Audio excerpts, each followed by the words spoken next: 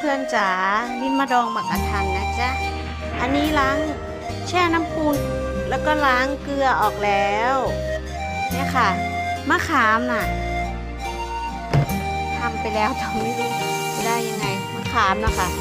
แต่ว่าตอนวันนี้เป็นหมากกะทันนะคะต้องรออีกวัน2 วันจะได้กินอันนี้เป็นน้ำตาลที่ต้มนะคะใส่น้ำตาลอ้อยด้วย ฟ้ามืดกะคงบ่โดน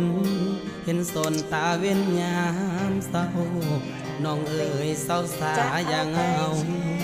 ถ้าเขาบ่ฮักอย่าฝืนปิดสากอกน้ำตาที่มันหัวออกบุญมือ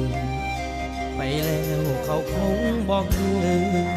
อย่าฝืนให้เสียเวลาอย่าห้ามน้องขออายจ้ามือนี้ขอขาดพักทำโทษหัวใจ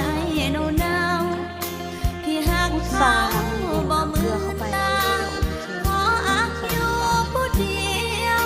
ให้คนอื่นต้องน้ำหนาเอาหมอนข้างต้องน้ำตาก็จะเก็บไว้2 วัน